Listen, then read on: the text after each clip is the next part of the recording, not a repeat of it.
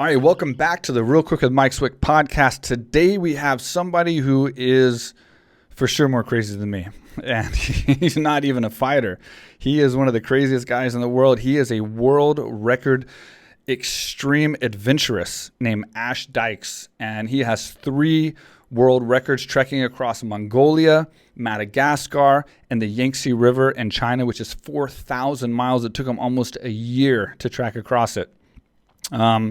And the adventures and the experiences he's had is just so fascinating. I definitely wanted to have him on the show. It was great to hear from him and set this up. So I'm very, very excited about this show. Let's talk to Ash.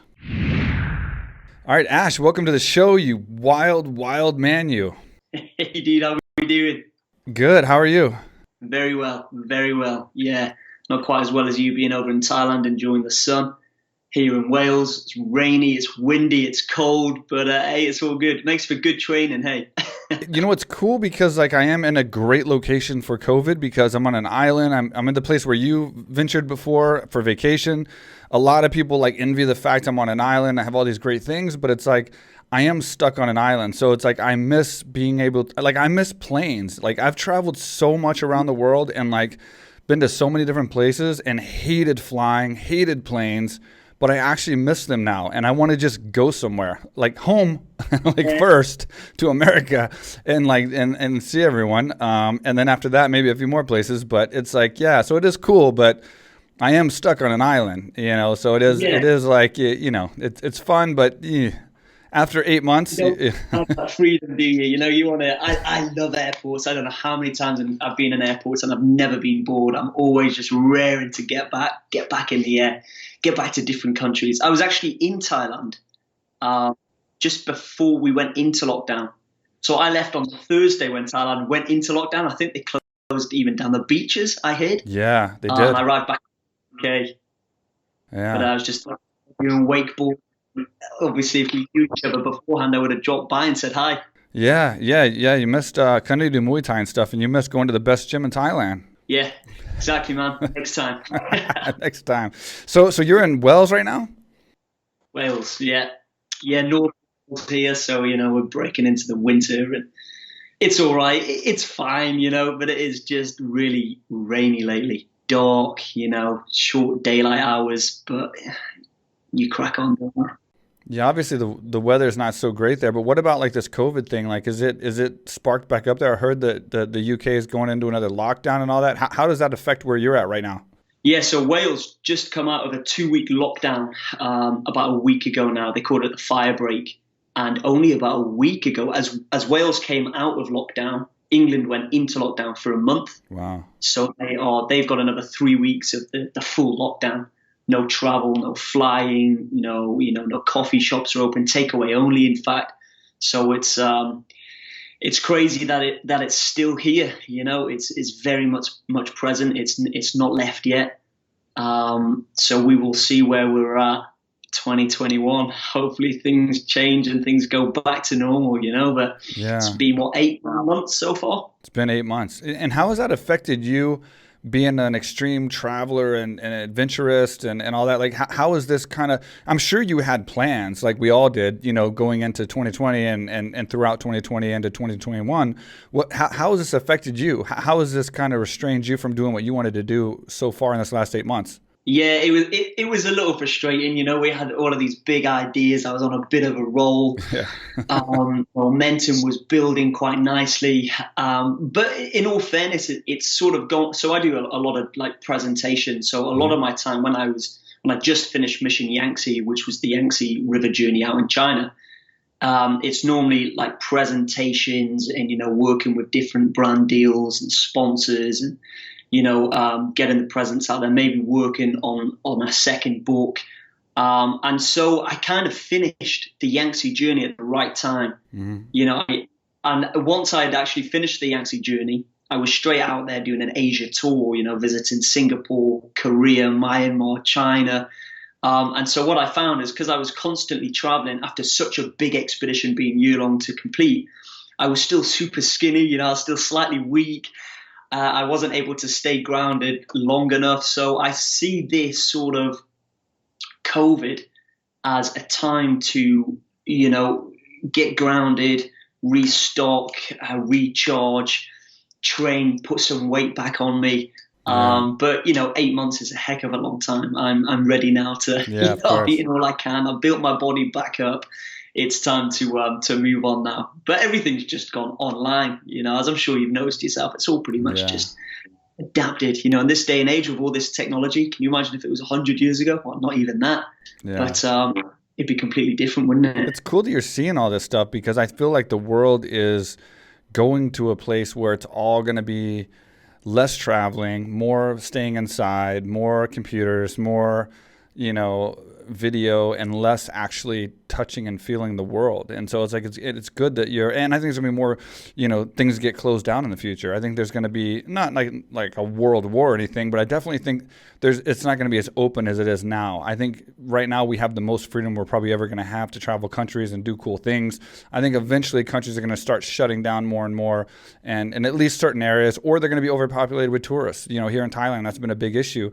You go to some of the nicer spots in Thailand, and it's just not even worth going, because it's just nothing but tourists. The whole place, you can't even get a good picture because it's just tourists everywhere. So I think between those two things, that's what's cool about what you're doing, is like you're getting to see the world before, whatever happens. And I think that's amazing. And for those that don't know, it's tuning in. You got 3 world records right now, right? So you got Madagascar, Mongolia, and then the Yangtze traveling across. So how did all this start? Like, obviously I know a lot about you from watching a lot of stuff recently, and watching the Joe Rogan podcast before. But how did all this start? Like, I know things start on a whim, but like you do crazy shit, like going 4,000 miles across the Yangtze River and Mongolia and Madagascar, which is its own world in itself. Yeah.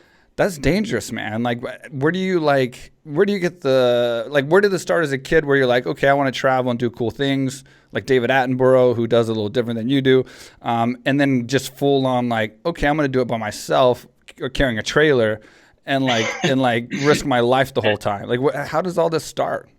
It's crazy, man. Yeah, it's been a wild decade for sure. Yeah. I guess it just started, when I was probably in high school, going on to college, sort of realizing I'm a kinesthetic learner. I'm sure you'll agree that there's so many different styles of learning. And for me, I just couldn't sit in the classroom and be taught by the teacher at his or her experiences, because it just went over my head, or in one ear, out the other. So I was a bit like, I need to experience it for myself, trial and error, making mistakes and adapting and learning from those mistakes, seeing what the world's about, seeing what I'm about, and, testing myself in certain scenarios, learning from different people, and close encounters along the way. Obviously just an idea, sort of daydreaming really in my college course, because my background, I don't come from a wealthy background. There's no finance there. I didn't go to university, so there's no sort of university degree. I have no military background, so there was never any sort of pre-survival knowledge. It was just this 16, 17-year-old kid living near the coast in a little town, a little village pretty much called Old Colwyn, with this big idea to go out, see the world, mix with different traditions, visit different cultures. And so I was working as many hours as I could work. I was working in a fish and chip shop. I was working as a lifeguard. I was working as a waiter, about 240 hours a month. I was cycling every day to and from work. Instead of sort of, as you said, sort of watching these documentaries by David Attenborough or whoever, I wanted to be out there amongst it, Yeah. And one thing led to the next. I would say the catalyst, though, is probably when me and my friend, so I traveled first with a friend, we set off, we were in China, and we found ourselves very much on the beaten track. We didn't have any of our own sort of unique stories, photos, or experiences. And it was when we went to Southeast Asia, we were in Cambodia, we were pretty much sulking on the Mekong riverbank in Cambodia, saying that, we've not done anything special, we're on the same sort of beaten track, and we had such a shoestring budget. We were kind of like, let's just do something different. I said, let's purchase the most ridiculous bikes we can find, and cycle the length of Cambodia and Vietnam. And that, I believe, was the catalyst. I turned around, there was this old lady cycling this ridiculous looking thing, rusting away. but it looked like a bike that we could afford. So yeah, £10 or $10. We purchased the bike. No gears, no pump, no suspension, no map, no puncture repair kit, just nothing, and off we went. And there was a lot of, reckless times during that cycle. I was 19 at the time, but at the end of that, I was like, whoa, I found my niche. I found my passion for adventure in it, and I didn't want to stop. And here we are, still going. So was Madagascar, Mongolia was your first, right? So what brought you to there? Say again? So what finally got you to come up with this idea to walk across Mongolia and then actually get there to do that? Got you, yeah. So pretty much after that Vietnam cycle, there was lots of creating quite reckless adventures, small time, no records here. Right. It was only stuff like sort of hacking through the jungle from Thailand into Myanmar in 2010 via the jungle, learning how to survive in the jungle with the Burmese hill tribe. Such a humbling experience to learn only a fraction of these guys' knowledge. They're so knowledgeable when it comes to what's edible, what's not, berries that act as mosquito repellent, once you rub it into your skin, how to shelter and raft our natural resources. We were trekking the Himalayas with no permits because we didn't have the money, and we were just like, let's do it. And we were warned that if the Pakistan army come across us, we must get down on our knees, put our thumbs behind our ears and say Allah Harigbi repeatedly, which means Allah have mercy on me. So all of these quite reckless and dangerous adventures were building up and leading up. I then settled down in Thailand, beautiful, beautiful place, as a doing some Muay Thai fighting and as a master scuba diver instructor. I was there for about 2 years. And whilst I loved this lifestyle, it was my previous adventures, the ones I just told you about, that, were just, I couldn't stop thinking about them almost, and I wanted to do something much bigger and better than I had ever done before. I wanted it to be in an extreme country that I was very unfamiliar with, and where I can kind of rely solely on myself to survive in that country. And for me, Mongolia popped up. I was 23 at this point, and Mongolia popped up as that unfamiliar country. You hear of it all the time, but you don't come across many people who have come from Mongolia or plan on going. And yet it's the heart of Asia, home to the Gobi Desert, the Altai Mountains. You've got the eagle hunters sort of in the west who will be on their horseback, the eagles perched on their arms hunting foxes, wolves and whatnot. You've got the Gobi Desert down south with the camels, the reindeer tribe up north, and the Mongolian steppe across the east, And for me, walking across the country would have been mega. And then I thought, why not do it solo and unsupported, where I'd be relying solely on myself to survive, pulling a trailer weighing 18 stone or 100 kilograms, pretty much carrying all of my provisions needed to survive. It was a 1,500-mile journey, and it took 78 days to complete. And when I say solo and unsupported, I literally mean like there was no van sort of following a few miles in front or a few miles behind. There was a previous guy who had attempted it. He was actually a Navy soldier, a desert explorer. He was evacuated on 3 different occasions. This almost put me off because I had my doubts and I had my worries. I wasn't survivor. I was just a scuba diver living in Thailand. So I thought, what chance do I have? But just because no one's found a way to do something doesn't mean it can't be done, right? And I thought with the right training and the right logistics, maybe I could complete this journey. And that's sort of how the idea started. How do they keep track of you? So you said unsupported. So you have this trailer. I saw this trailer that you have. And you have to put everything on this trailer to go across Mongolia that you need. So you got water, you got food. Obviously you plan to meet people along the way to help you because you need support, water, food all the way across. How do they keep track of you? So like if no one's with you, how can you, for the record's sake, like do they monitor you somehow, like with some kind of like monitor to make sure that you actually did it and didn't just get on like a ATV and like cruise a few miles? Yeah. So I had an InReach Delomi. So it's kind of like a bog standard text only satellite phone for 2013.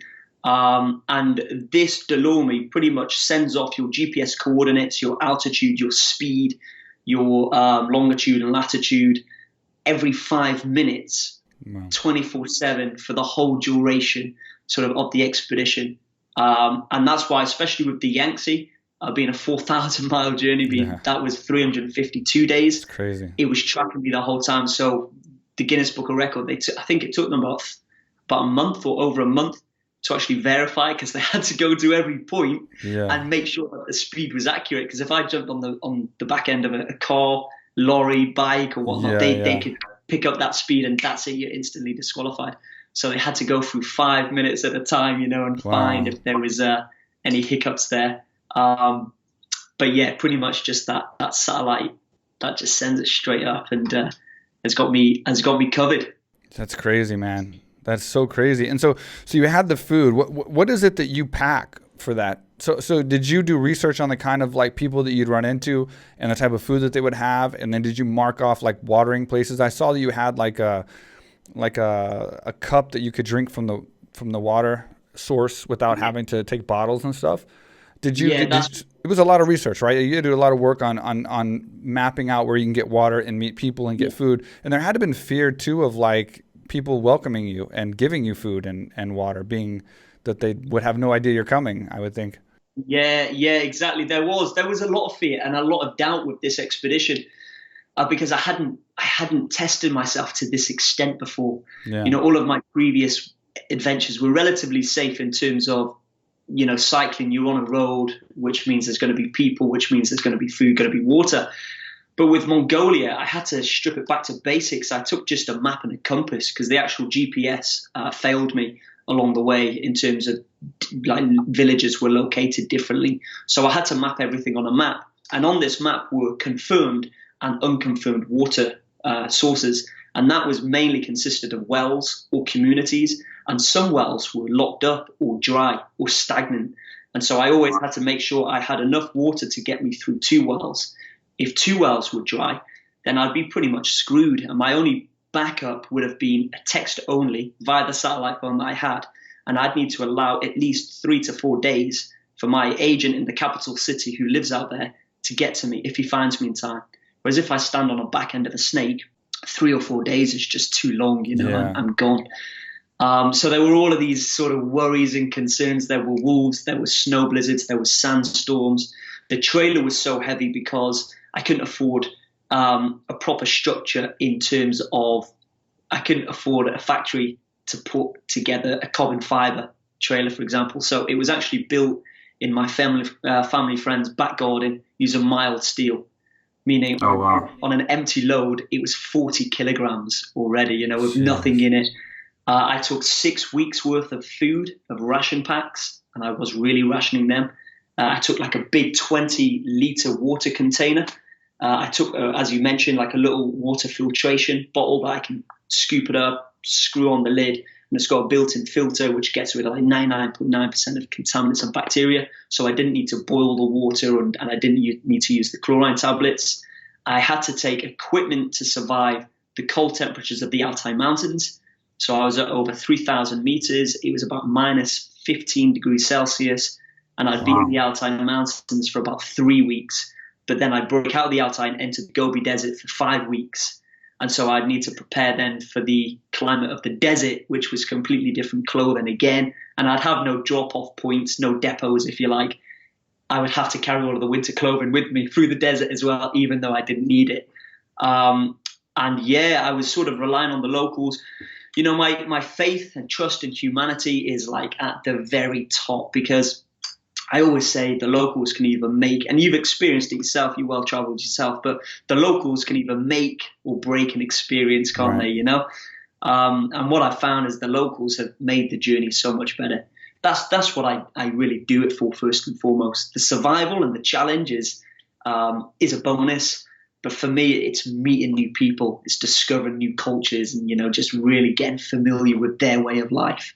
And luckily, they were great. There was an instance where I had my solar panel stolen, but that's fairly minor. Other than that, they were just really warm and welcoming. I remember this one guy chasing me down on horseback. I saw him coming in from the distance, just running down about a few miles.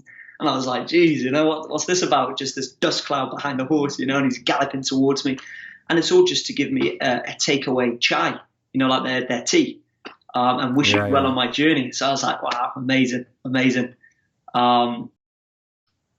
were a lot of dangers, a lot of worries. But yeah, I took it day by day, broke the goals down into lots of little sections, aiming to get to lots of little checkpoints, and then tried not to visualize the 78 days, but just tried to visualize the end of the day instead, Yeah.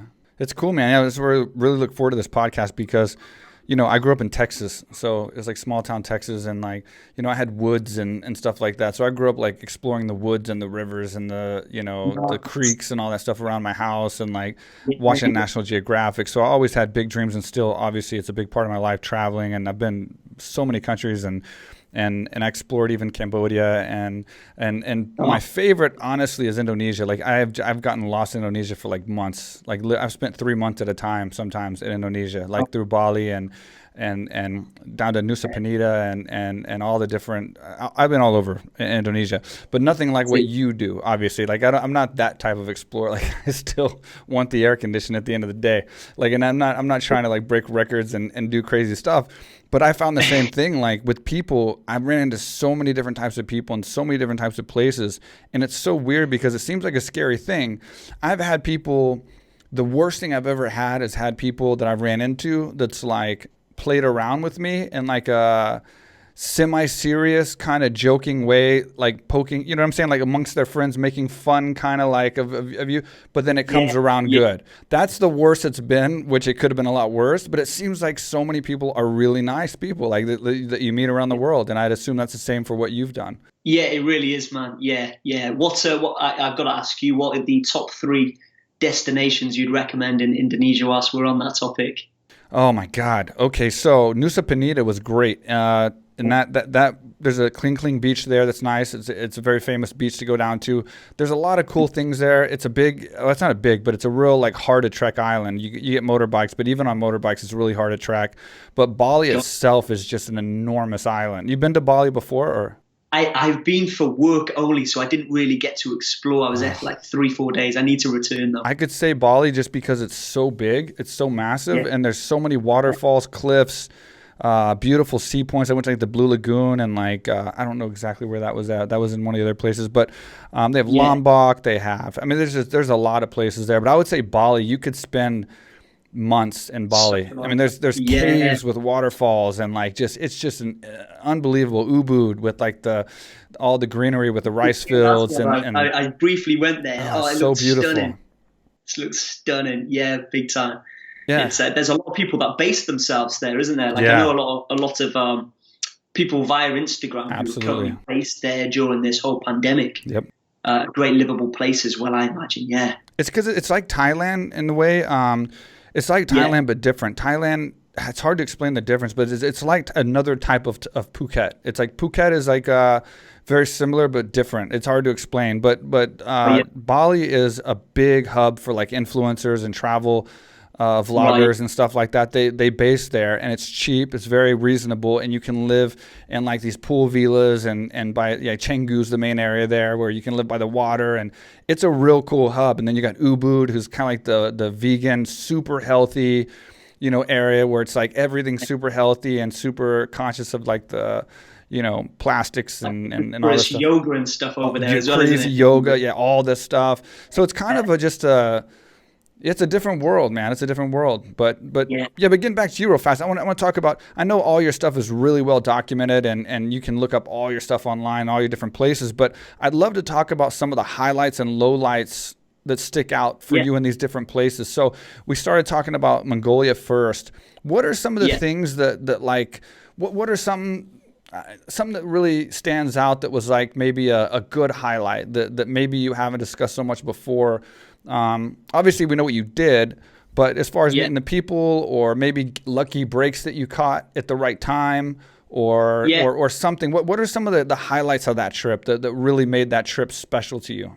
Yeah, that's a good one. And I would say actually the darkest part of that period entwines with the highlight, which was the fact that I actually almost died in the Gobi Desert due to my water running, so minimal. Oh, wow. I had weeks in the Gobi Desert. I was suffering with dehydration, with heat exhaustion. I was on my way to heat stroke, which is usually fatal.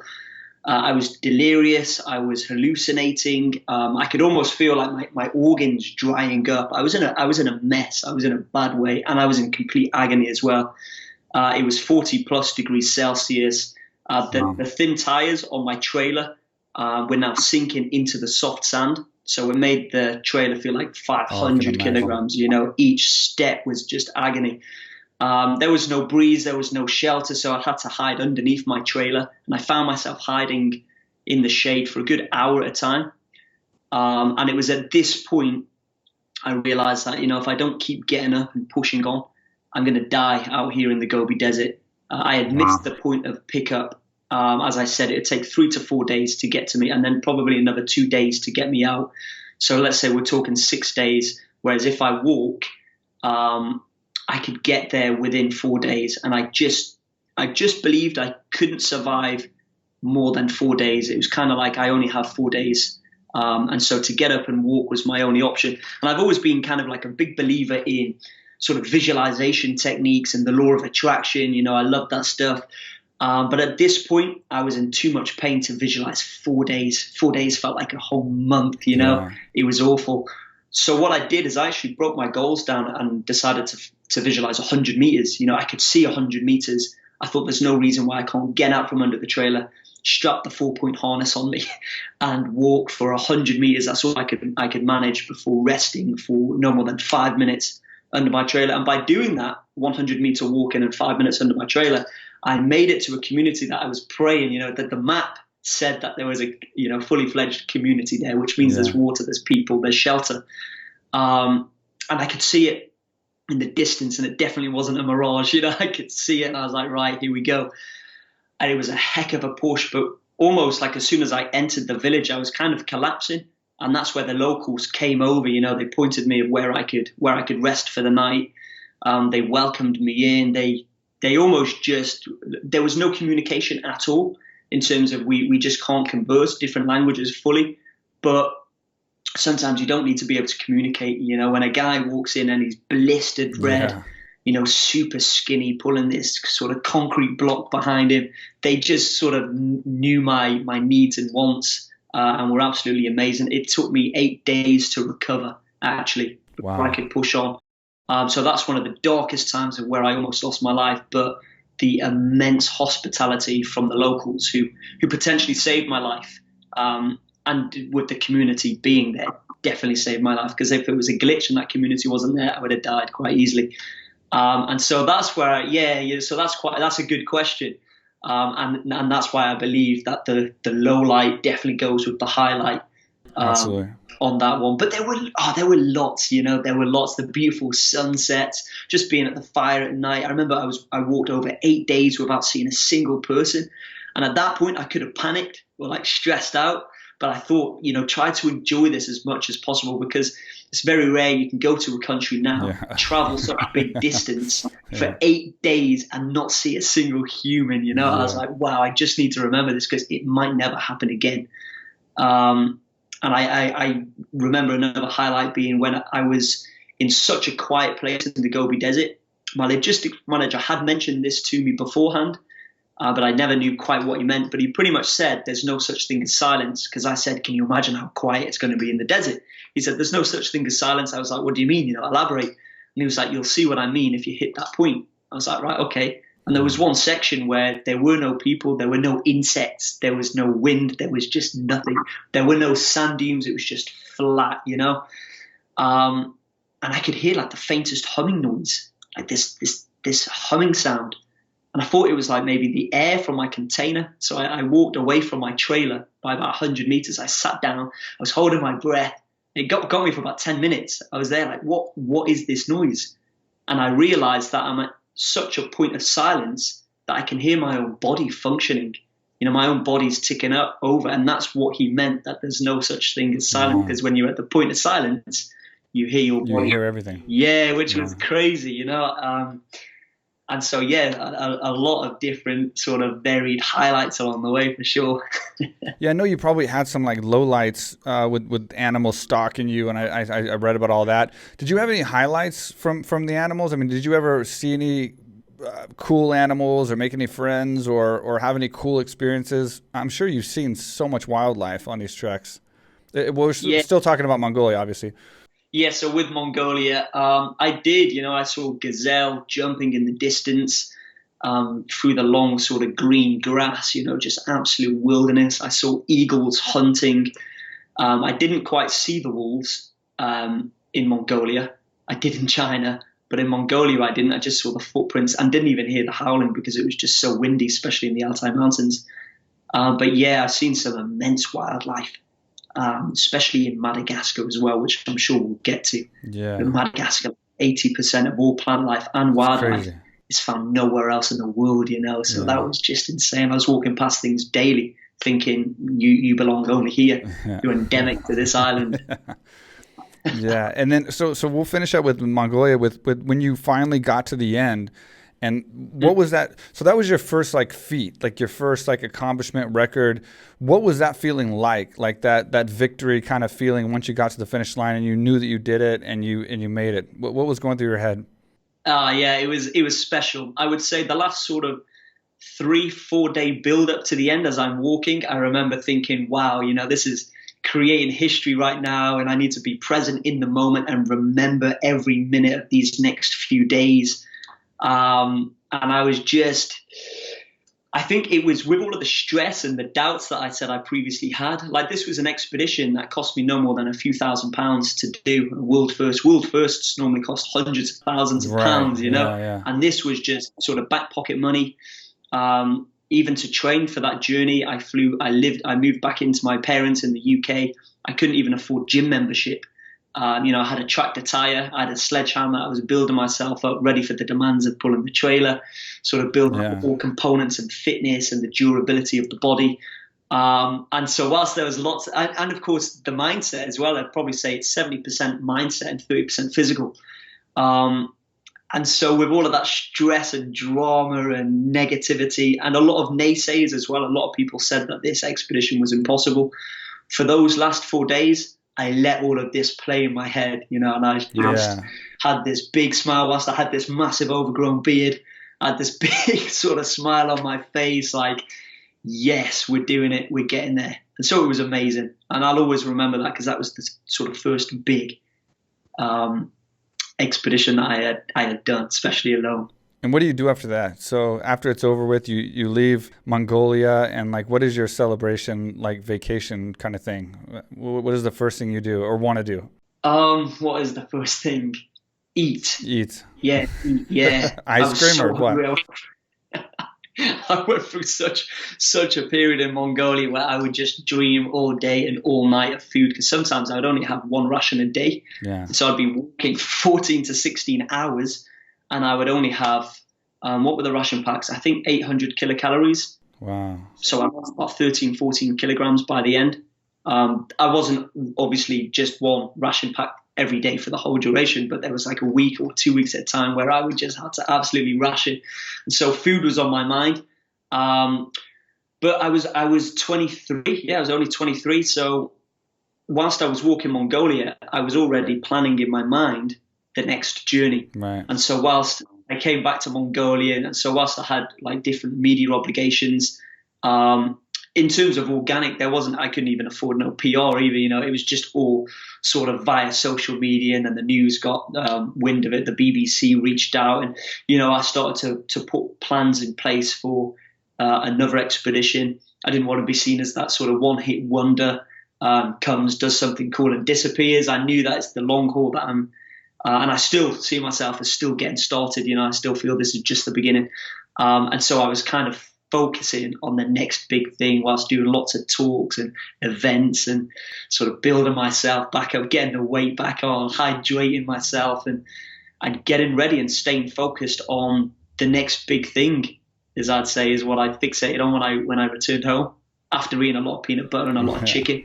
Peanut butter and chicken are my favorites. And cheese on toast, Yeah, of course. Just all high protein foods. I was just right, let's do it. What's in a ration? When you say ration, what's in a ration and what does it taste like? These were good ration packs. I had chicken tikka masala, I had spaghetti bolognese, chicken korma, I'm sure there was like fish pie or cottage pie. And so they were nice ration packs. You just pour the hot water in, seal it up, leave it closed for 10, 15 minutes, and you've got yourself a pretty good meal. Only 800 calories, but yeah, tasty. Yeah, it's basically like an MRE, like a military kind of food pack. Yeah, yeah, that's pretty much it. Yeah, so they're lightweight. I think they were called expedition foods. So they're probably about this sort of size, but really flat packed. And you just open it out, pour the water, and you're good to go. So I look forward to that. I was gutted when I ran out of my chicken tikka masala, though. Yeah. I bet you like try to ration out the portions of the best meals too. Exactly. So Madagascar followed that up, and that to me is one of the most fascinating places. I mean, like you said, 80% of the entire population of animals and everything in there is like its own. It can only be found there anywhere in the world, and like it's like its own world basically.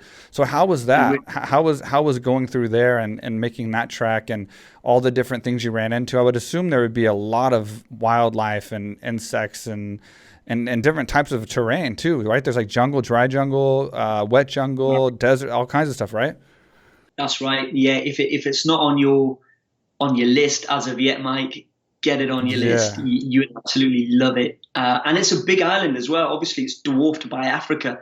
So when you think of Madagascar, it looks small. You don't just think of this tiny little place. But in terms of land mass, it's 2.5 times the size of the UK. Oh wow.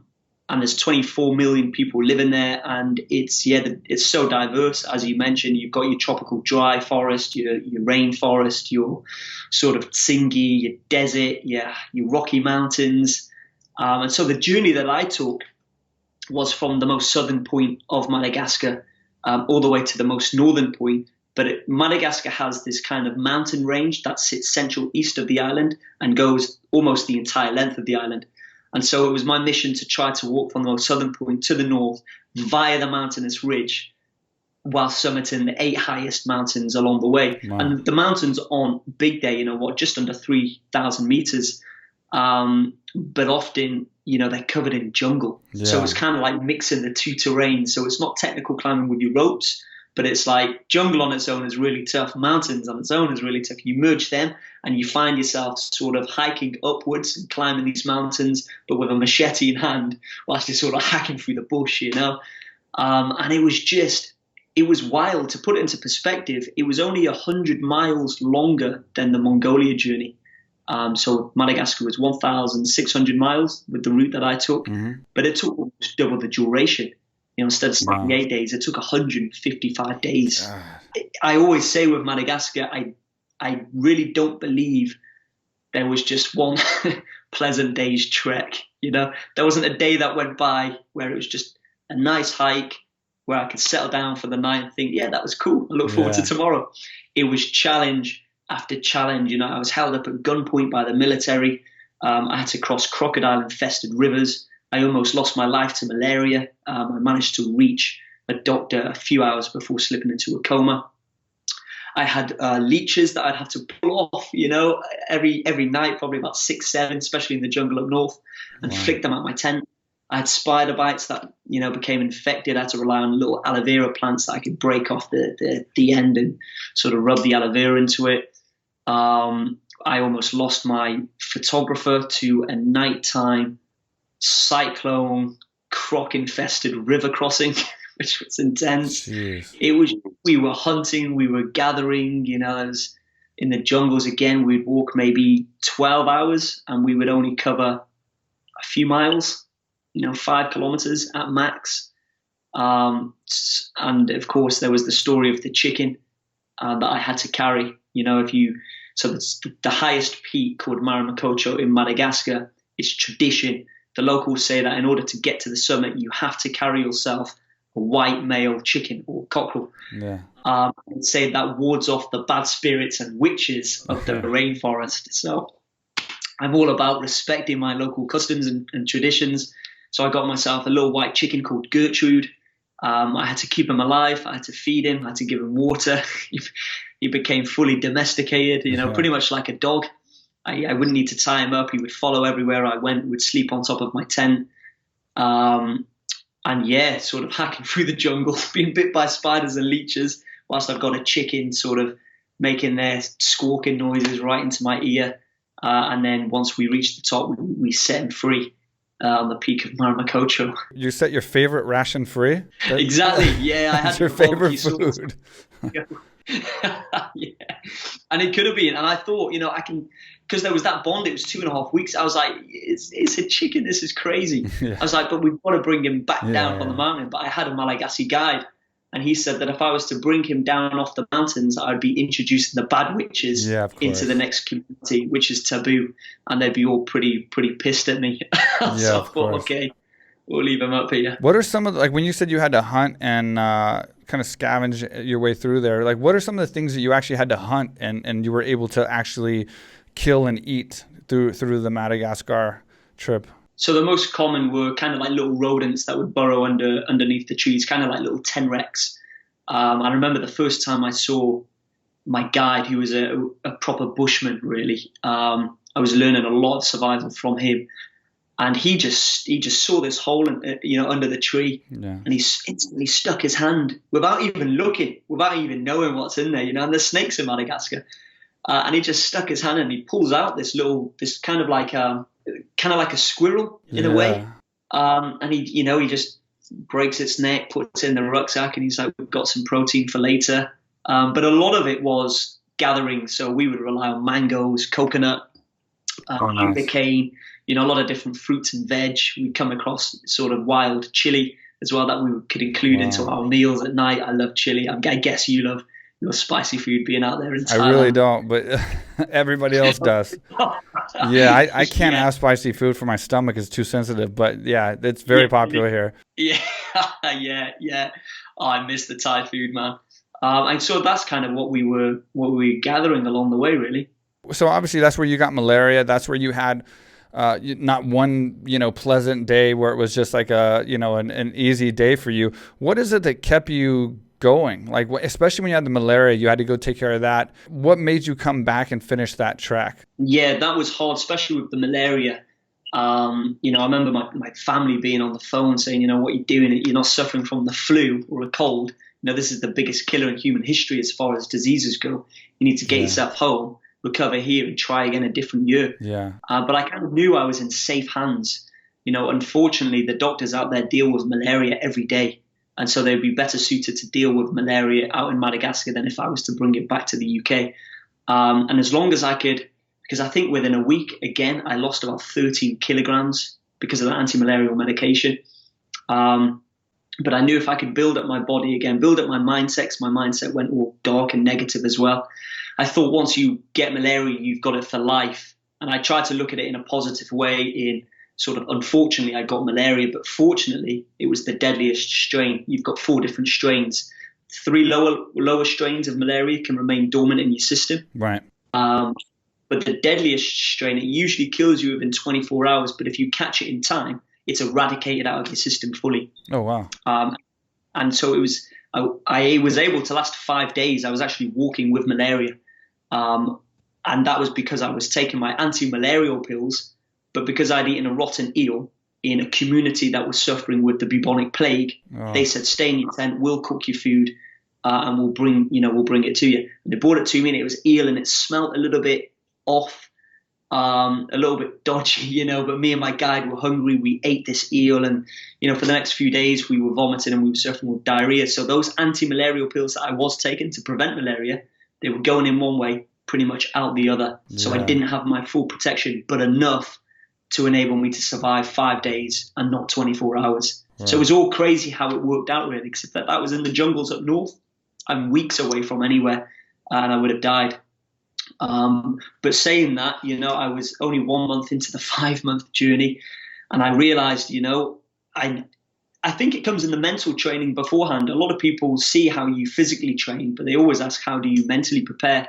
And I think I mentally prepare for all of these endeavors by kind of overplaying absolutely every drastic scenario that can go wrong.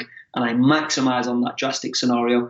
If there's going to be wolves, expect to be attacked. If there's going to be blizzards, expect them to be the biggest. Not because I want to face the biggest, but if I'm kind of thinking of worst case scenario, when I'm out there, if worst case was to happen, it doesn't come as a shock or a surprise. It comes as something I visualized, I anticipated. So now I must just crack on with it and hopefully tackle on through it. And so with malaria, whilst I was devastated that I got it, I knew that I could get rid of it out of my system. I knew that before starting this journey, it was always a possibility that I could catch malaria. And so all I now needed to do is to get in the right frame of mind again, stay disciplined. I love the saying of, no matter what you face in life, you can't always be motivated, but you can be disciplined. So whilst I wasn't motivated to continue at all at that point, I was disciplined. Tomorrow's another day. I would take it day by day. And I just decided to push on, and I got in my rhythm again, my flow. And there just wasn't a day I ever felt like quitting. There was days that I hated, in the jungle, especially as I had parts. I was like, I hate this. I don't want to be here, bleeding from everywhere because of the leeches and spider bites and, the bamboo sort of poking me and machete cuts, and my hands were all blistered and stuff. But I knew that the storm hasn't come to stay. It's come to pass. So I just need to crack on through the storm and get out of the jungle or get to the next day, And so I think that's how I was able to just continue is the mindset that really helped. And we all have it. We're all so much, as you've found for yourself, we're just so much more capable than we give ourselves credit, Yeah, definitely. And on all of your treks together, what is, you might have just answered one of these questions, but on all your treks, what was one of the best foods that you discovered that you were given from a local tribe or village or community? And what was one of the worst? Oh, okay, good one.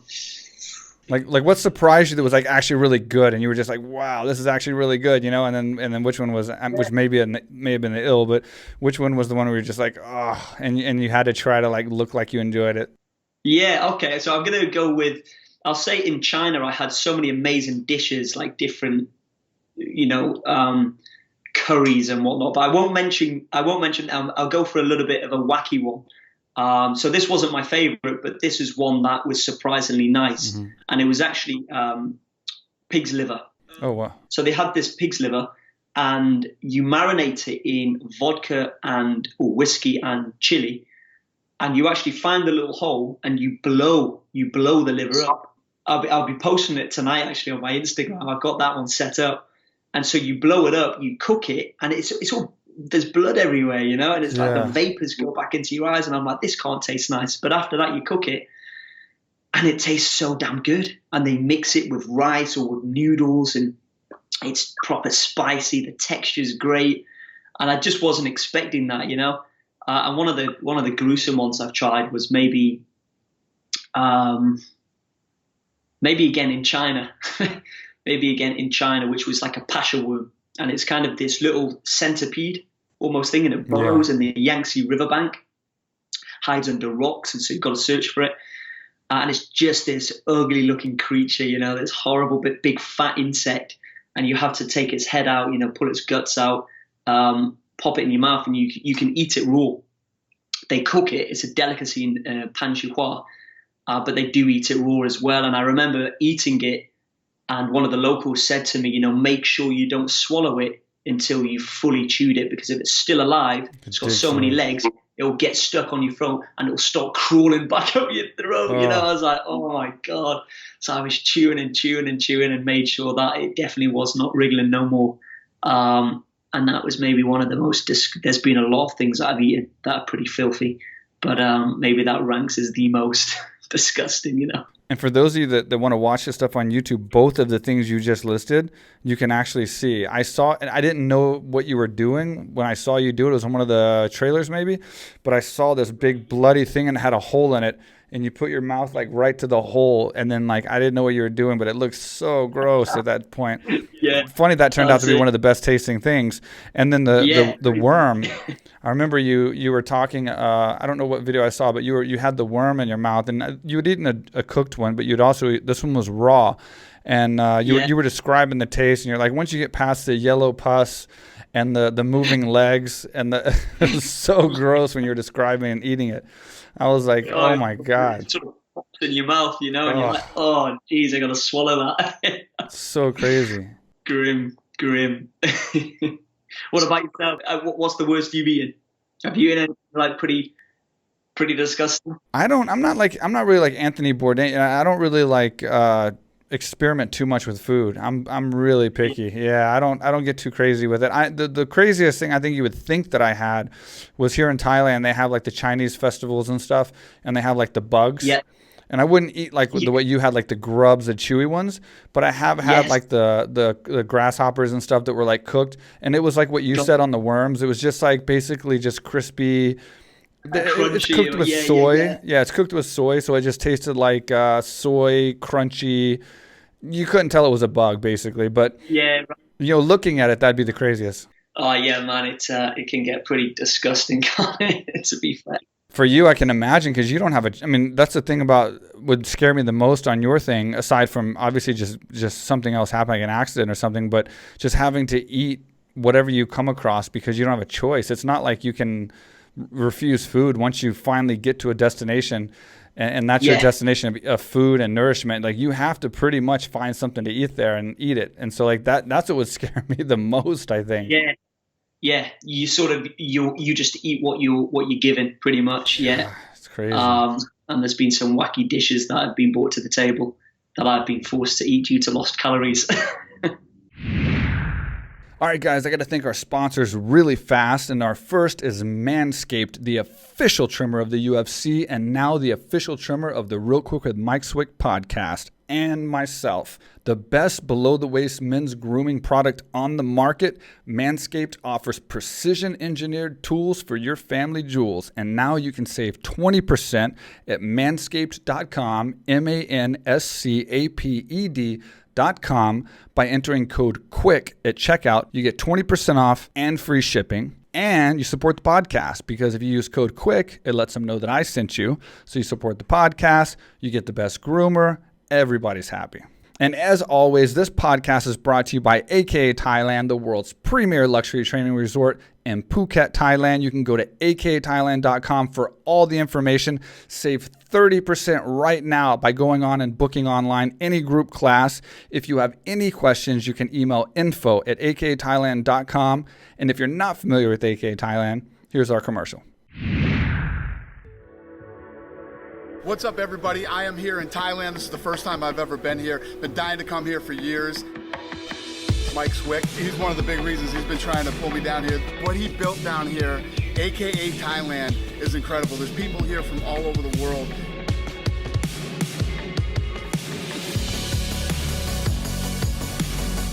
You can train mixed martial arts here, jiu-jitsu. They have weightlifting, they have cardio, and obviously they have Muay Thai, boxing, everything.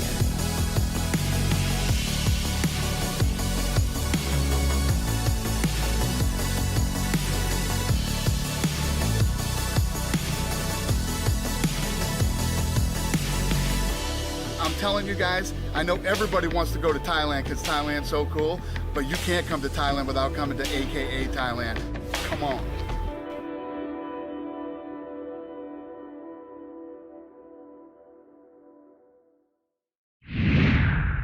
So for the Mongolia trip, you funded that yourself. So you basically just did that yourself to kind of start your adventure kind of extremist kind of lifestyle, right?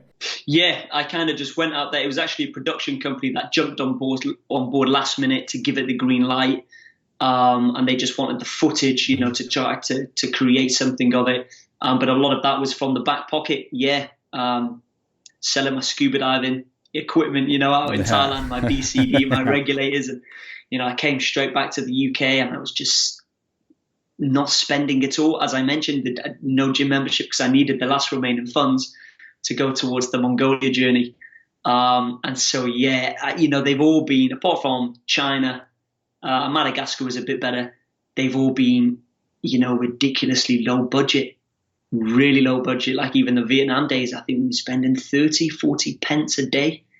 We'd sleep in little hammock shops or in our little non-waterproof tent and just get by, And so, it's been wild, really. The things that lack of budget will force you to do, hey.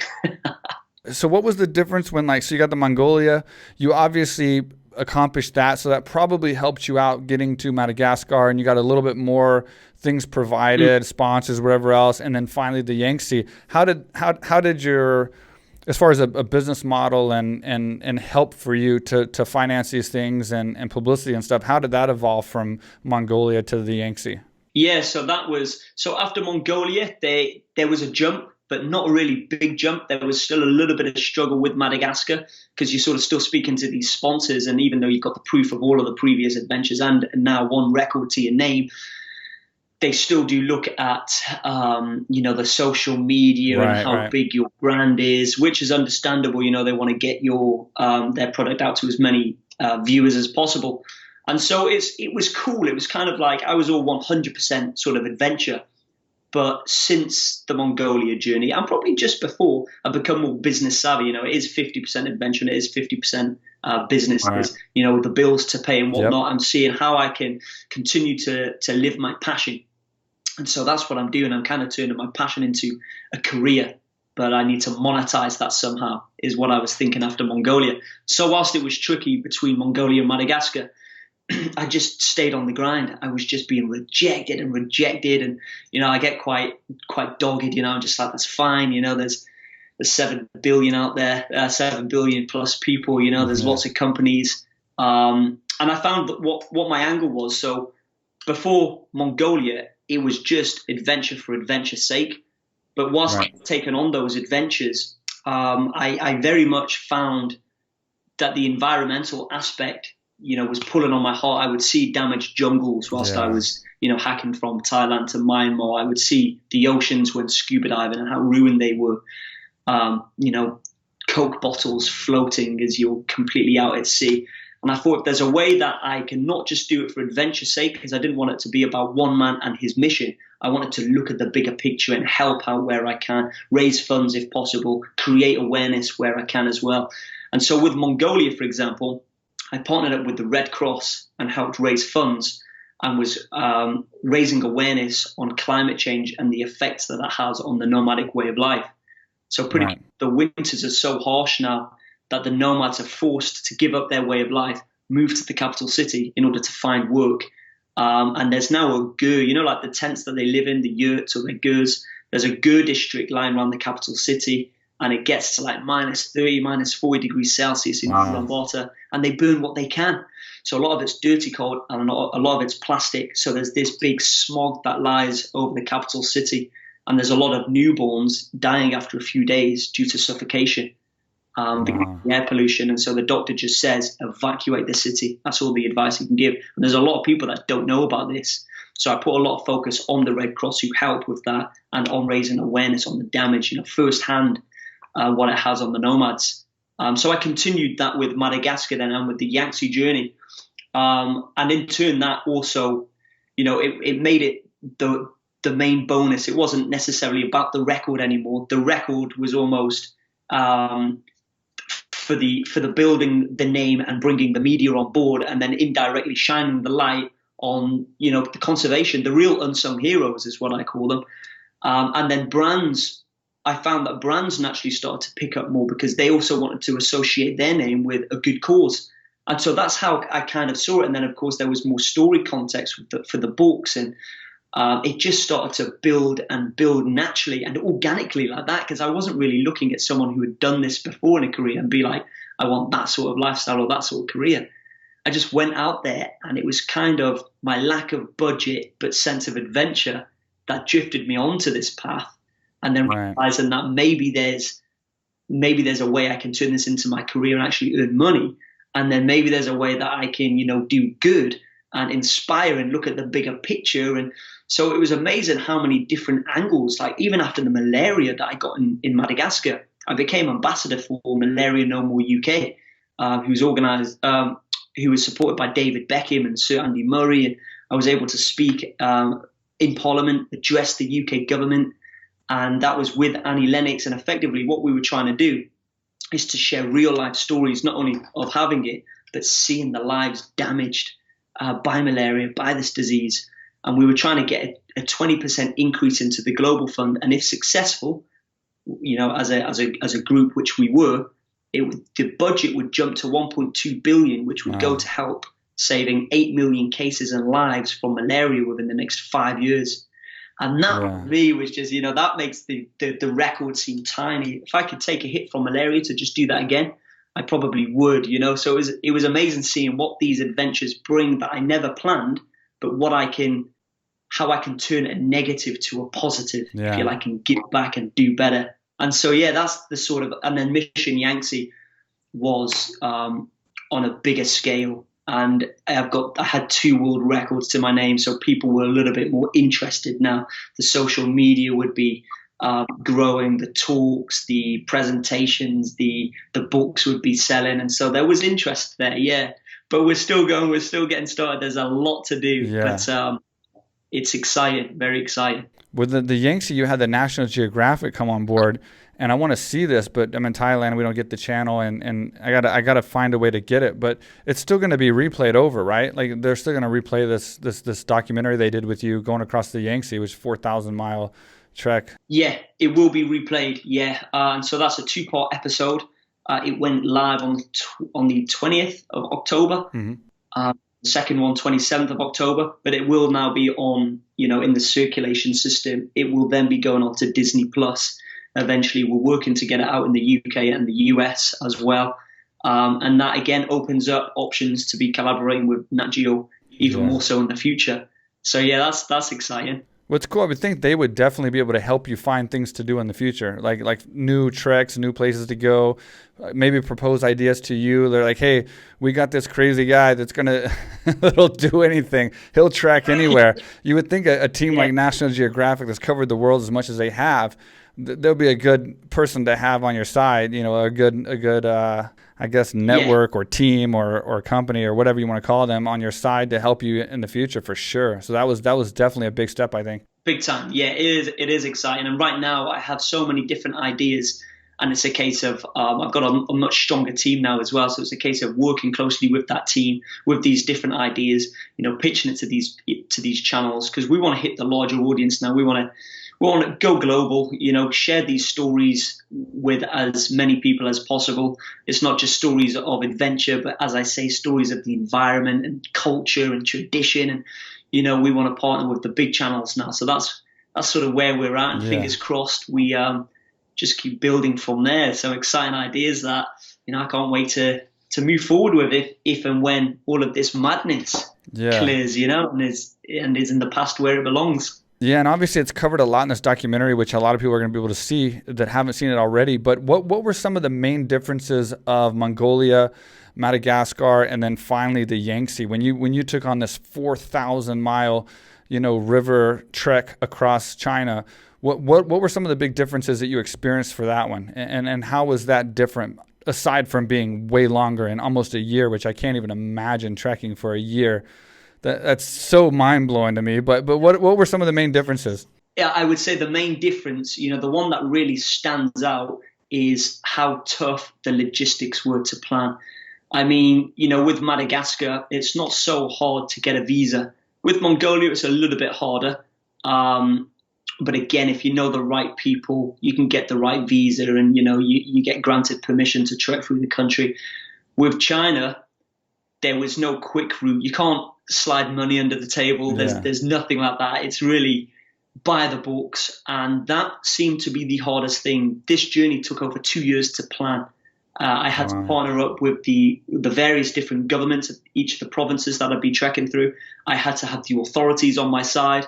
I had to get permission from the Three Sources National Park, and I think it was 14 different organizations at total too, 13 or 14 different stamped documents and side documents that I'd have to carry in my rucksack, because I was pulled in by the police, 5 different times. I was so close to Tibet that I, faced the threat of being deported. It was just, especially, the Yangtze River it's the 4,000 mile journey. But it starts high up on the plateau in Tibet, in Qinghai, but it's called the Tibetan Qinghai Plateau. And it's over 5,100 meters. And because it's so close to Tibet, that's what brought the sensitivities. And because no Westerner really ever goes up there, and with it being the source of, the mightiest river in Asia, it was just so sensitive, and it just took such a long time of finding the right teams, getting the right permits, the right governments on board, the right backup. That is inevitably what allowed me to make the expedition a success, is the fact that when I was pulled in by the police, often taken to the government buildings for questioning, I had all of these documents, and they would call through and get access, and the government would reply, release Ash and take him back from where you picked him up from, which was obviously vital. Otherwise, they would have just got rid of me. So I would say that was the main difference with China, was the sensitivity and really working hard to get the right sort of authorities and government on board to allow me to do it in the first place. But in terms of physical, like expedition-wise, it was the duration. It was the mix of, -20. My biggest sort of fear factor with China were the bears. So I started 2.5 months later than I should have. Yeah. I was now breaking into the winter season.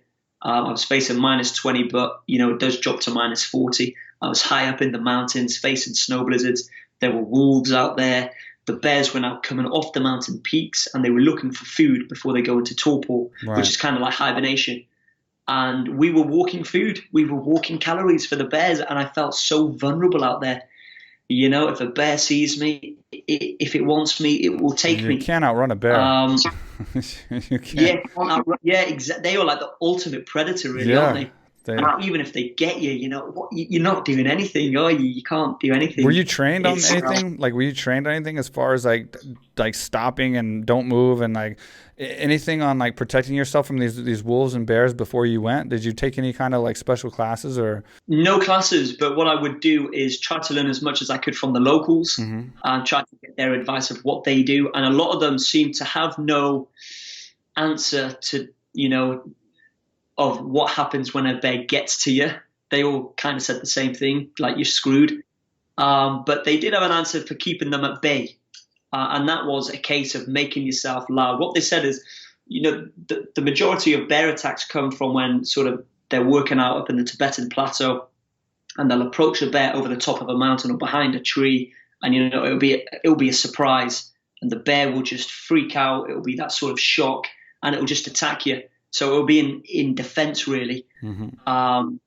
But in the hunting season, they do actually come down into villages. They can smell all food, and they will attack people as well. It was on CCTV news. And that was the issue. The locals kept showing me these horrific photos and videos and sending me this stuff over WeChat, which is kind of their version of WhatsApp of China. And it was horrific, man.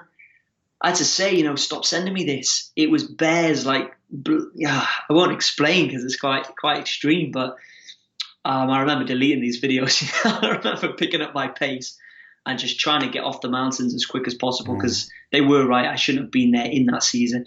And the expedition was almost cancelled. I had a lot of my team sort of say, abort the trip, try again next year. But that's where experience set in. I believed in the preparation. I believed in my experience. I believed I could get off the mountains before the true depth of winter. And I carried on. And look, I'm glad I did, because if I held back another year, then coronavirus would have arrived, and that would have been Yangtze being written off. Yeah, for sure. Scary. I would have found out. Well, from being underneath the your trailer, trying to go 100 meters at a time in Mongolia, to getting obviously malaria in Madagascar and a deadly strain of that, and then now a longer trek in the Yangtze, being 4,000 miles, being an entire year to get there. What was the most dangerous? Like, where do you feel like you risked the most? You were the closest to actually maybe possibly dying or being severely hurt? Oh yeah, that's a good one. I feel it's close between. It's definitely too close between the Gobi Desert and malaria. But one that I often sort of shrug away is the actual military officer who had me at gunpoint. He was drunk, and he had strap. I think it was an M16 or something. And he had the strap, and it kept slipping, and he was catching. Because he was I remember him growling at me as well, and he was catching this gun by the trigger with the barrel pointing at me and my guide. And so maybe that is a bit of a dark horse in terms of it only took like one pull of the trigger, and that's me done. Yeah. Which was scary. and especially the crocodile infested rivers, sometimes we would have to build a raft using natural resources.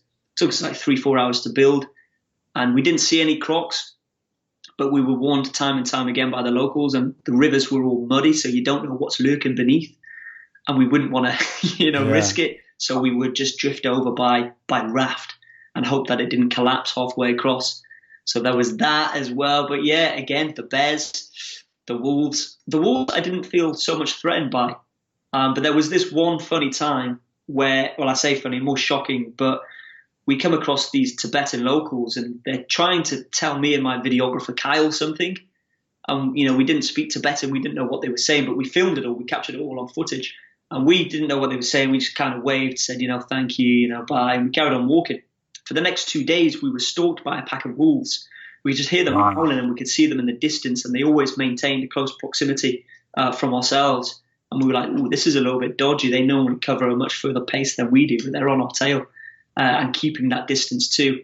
Fast forward like 5 or 6 months, I think it was, my editing team in Beijing contacted me and said, you had no idea what those guys were saying, but what they were trying to tell you is only yesterday a local lady was killed by a pack of wolves right down that valley where you guys are going. So they were trying to advise us against it. And we were like, yeah, thank you. And I'm kind of glad I didn't know. That would have been pretty freaky. That's crazy. Mental. It was wild, but we made it safe, well, and alive. And I think out of the people that joined me, because I had different guides and different film crew, I think within the 4 months, out of 16 different people that joined me at different times, 10 of those were evacuated or had to abandon the expedition. But luckily, everyone made it back home safe, well, to their families. So that was the main priority, of course, of all of these journeys.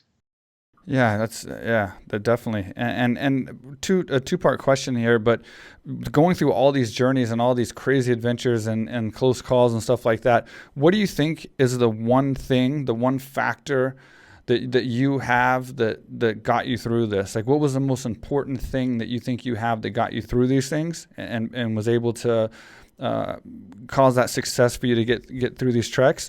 And then what was the biggest lesson that you think you took away from everything, like all these experiences put together, meeting all these people, facing all these dangers, pushing yourself past all these limits? What is the one thing you've taken away that you think you can use in the future for future treks? Nice, they're good ones. They're good ones. I'd say for the first one, it's hard to identify really what it really is. I would probably say it's a mix of many things.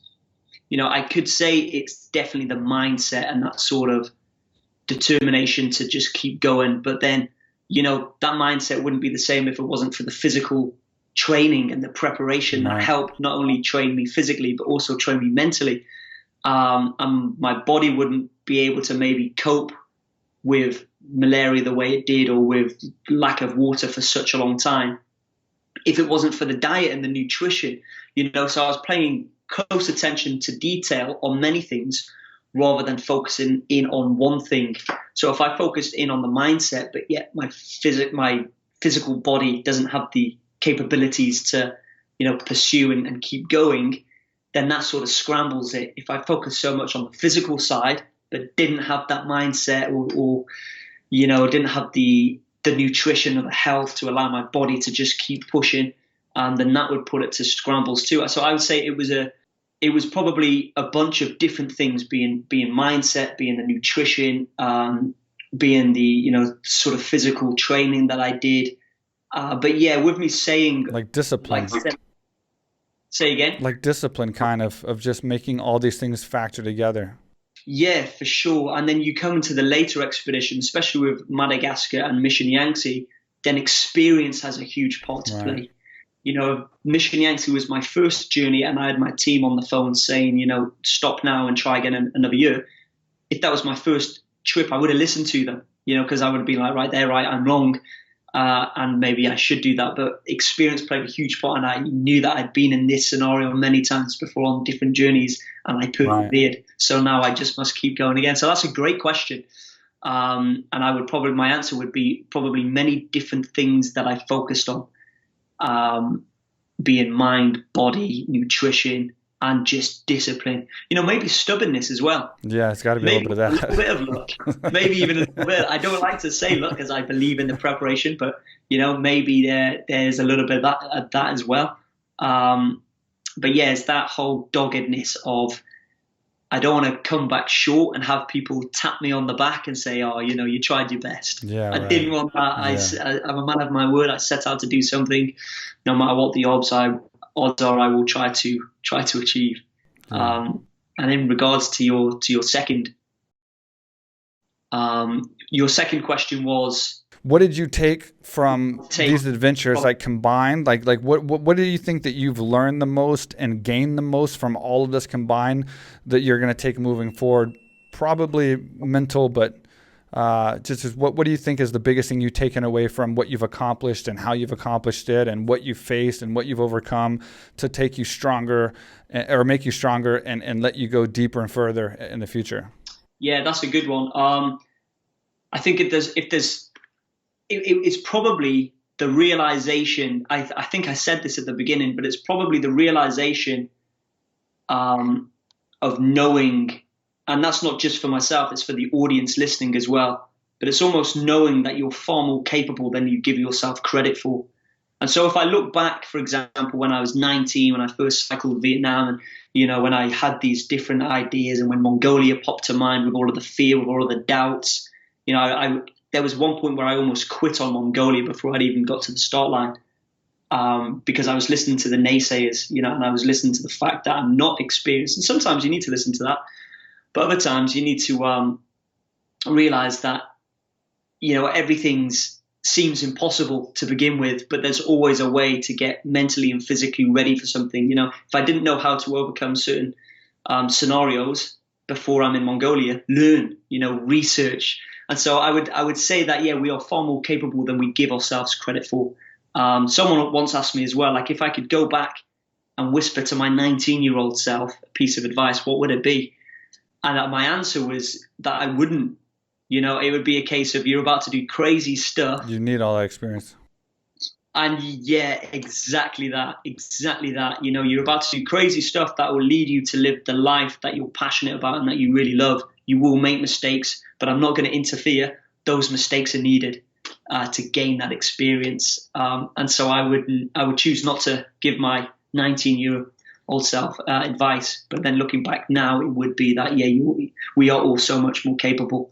We listen to the dark thoughts a little bit too much when we shouldn't, Is it scary looking forward to, like, the things you've done already are so dangerous? Is it scary looking forward to, like, bigger, more ambitious treks and goals and what could possibly happen? Like, like there was a guy that fought in the UFC at one point, and he was a former champion, and his name was Evan Tanner, and he wasn't nothing like you or trained to do this all the time, but he would always go in the desert and kind of push himself and walk out and carry his canteen and whatever else, and he would kind of challenge the desert, sort of one of those kind of guys. And then he walked out and never came back one time. Like he got disoriented and died. And then from that, to me, I'm drawn to, like, danger. Like when I travel, like if I go to, like, Bali, I've been in Brazil in the favelas up on the cliffs, and, like, I have to walk to the edge of the cliff to take the photo, where, like, everyone's like, don't go that far, don't do something like that. You know what I mean? Like I'm kind of edgy like that, but not like I would do the things that you do. So someone like me doing what you do, I feel like I would probably not make it. You know what I mean? So, like, how scary is it that you might not know when to stop or when to cut back or when to, kind of like not do something in the future to where you might make that mistake and go too far? It seems scary. It seems like a scary thing to me. Yeah, no, I hear you. I mean, you stuck in the middle of, like, the Yangtze 2,000 miles in, and one little thing can happen, and that's it. Like, it's over. Yeah, no, for sure. And going back actually to your previous question as well, which resonates now with this one, is that's another thing that I would say I've learned through the experience is I don't see, like, when I look at the Vietnam cycle and the Himalayas and sort of hacking through Myanmar when it wasn't even open, I look back, I think, would I do that now? I wouldn't do that now. So there's certain reckless things that I look back on, like cycling Vietnam. I would take a pump and puncture a peg, probably because I can afford one now and I couldn't then. But and so I found that my decision making is much better, and I found myself not taking as much of a risk. And so I've literally sent people home off the Yangtze journey if I didn't believe, or I wasn't quite confident that they could overcome the next obstacle. I wouldn't trial them like, well, let's see if they do it. I would stick with my gut. It'd be hard to break it to them, but it would be, or sometimes I would give them that option. I would say, like, here's a landslide that it happened yesterday. And this actually happened to a UK videographer that flew out to see me, and he was supposed to be with me for 2 to 3 weeks. He ended up going home after 6 hours on day number 1 because we came across this massive landslide. And I said, look, these are the 2 options that we've got to get over this landslide. Scout them both. And I didn't know his full capabilities, so I relied on him to tell me whether he was comfortable and able to overcome this landslide. And I said, there's no pride or ego out here, because that stuff will get you killed. You need to be upfront and honest. If you don't think you're comfortable with taking on this landslide, you need to tell me. And he did. He assessed both, and hard decision for him to make too. And he said, no, I'm shaking right now. And I really don't believe I'm going to make it over the landslide. So we sent him home. Difficult decision, but he's back with his family. He's living. So if I was 21, 22, I don't like to think that I would prod and poke him to do it. Like, yeah, we've got it. Because there's a time where motivation's good. But I found that in this game, it's not about winning or losing. It's about living and dying. So I can't, if I motivated him to try that landslide and he was to fall to his death, that responsibility I would feel for the rest of my life. So right now, I feel that the attention to detail, and especially the planning for these expeditions, is meticulous. There's attention to what are the challenges that can happen, and how will I overcome them? If I'm a little bit in doubt about a certain challenge or obstacle, I'll hold back, or I'll delay the trip by however long it takes until I feel, okay, I feel I've got it now. Yeah. So I like to feel with maturity, I've gained this understanding of how far to push myself, if that makes sense. Yeah, no, I understand. Accidents do happen though, but I feel now, as these expeditions grow, so does the team, and so does the knowledge, and so do the safety measures, and so does the evacuation plan. And so I'm always making sure that the safety is there first and foremost. So it's not still as dangerous as like anything can happen, especially like a landslide. Never know when that's going to come. But in terms of other dangers, I like to think that I scout them out and I'm fully prepared to overcome them. And if I'm not, I'll take a step back and not go to the edge on that certain occasion, if that makes sense. No, that makes total sense. And like, I think, I don't know the research that you do and all the preparation and everything, so I can't answer, or I can't understand exactly what you go through, but I feel like you've definitely proven you have what it takes to do incredible things and do things that no one else has ever been able to do. And I'd love to see you get to that kind of that David Blaine stage where like he does crazy things too, but he puts so much emphasis on preparation and safety and stuff like that because he still has to do the task, but he's also prepared for these unexpectables that can come in and make it a little bit less likely that for an accident or something just crazy to happen. So, that's a great example to use actually. Yeah, exactly like that. Because I never fear he's going to die, but I fear I'm going to watch him do something amazing that most people can't do. And so it makes me feel a little better. Like, I feel like you, from what I've seen, is like, I'd be scared the whole time watching you because like, it's so, you can't control the environments that you're in, it's like you are out there, especially on this like solo treks with like no, people with you. It's like so crazy, but you've at least done it and you've proven yourself now. And like, I think you're going to do some big things. Do you have anything coming up? Any other big plans to like tackle? Yeah, I tell you what, it feels like I am just getting started. Mission Yangtze was the warm up. That's a big one. But whether something's that big again, I don't know. Now it's time to think a little bit smarter, a bit more business savvy in terms of, maybe we can do something just as crazy, just as extreme, and just as ambitious. but maybe it doesn't need to be 352 days, you know, because that's a heck of a long time. Maybe it can be like an even wilder environment, but 1 or 2 months or a few weeks, you know. So there's lots. I would like to go back to sort of how I was like age 19, 20, 21. There was a big mix of extreme sports, martial arts, surviving, and cycling.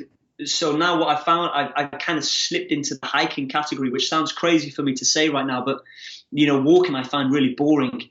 But it's not the walking that I do it for, it's the magic that happens in the duration, you know, during the process. It's the survival, it's the challenges, it's the crazy things I come across, it's the amazing people I get to see. And so I think in the future, I would like to open it up more. I like the whole idea of land, air, and sea. You know, so I've got the whole scuba diving, powerboat, all of that sort of sea ticked off. Got the land in terms of desert, jungle, high altitude. Something to do with the air now. You know, I've done the paramotoring and the paragliding. Be good to get the AFF license, and then like sort of join these together and do a country sort of land, air, and sea. Yeah, you know, various different environments as well. Maybe tribal. You know, maybe, so that's my sort of thinking, is really diversify it now. I think you could have a hell of a TV show for sure. Fingers crossed. Yeah, I think you could. Let me go back to Thailand really fast. So being that I live in Thailand, I have a gym and everything. So you fought in Thailand. So you trained in Thailand. You were here for 2 years, correct? Yeah, 2 years. And you trained and you got to a point where you fought. You actually fought. Like, was it like you had a few bar fights and then a stadium fight? Is that? Yeah, that's it. I think it was about 8 or 9 club fights. And so that's just different clubs on the island, or from mainland. Sometimes they would sail over, you know, to Koh Tao, and you'd have different club fights. But I managed to get a stadium fight in before I went for Mongolia. And the stadium fight, that one's on YouTube. That was a little bit, like, it was great. It was like a knockout in the first round, I think 12 seconds. But that was the one with the big audience where I'd like it to be a proper slugfest. Yeah, of course. You know, and just going, but it wasn't quite that. The club fights were definitely better fights. But oh man, I loved it. The mindset, the discipline, the focus, the motivation. You know, I remember picking up little techniques from them as well. You know, before each club fight, I'd be there at the end of my bed, you know, with a book or a log, just smashing my shins, trying to kill my nerve endings. You know, and I remember when I first went to Thailand, I came because I was doing a lot of boxing here in Wales, so I came with this boxing stance. Yeah. And they just chopped my leg, you know. I was just like, oh, and I'd have to stay out of work then the next day because I couldn't climb up the scuba diving ladder because I couldn't bend my damn legs, you know. Yeah. It was like, oh, geez, but I loved it. You know, it was great. They would sometimes throw you out from underneath the shelter where you train and get you in the sun at 35 degrees Celsius and get you working on the pads and the sun's beating down on you. And maybe that helped to prepare me for the Gobi Desert, you know? So I put that down to the Muay Thai training as well in Thailand, getting used to that, you know, to such sheer temperature. And I tried to starve it's probably not good. It's definitely not good.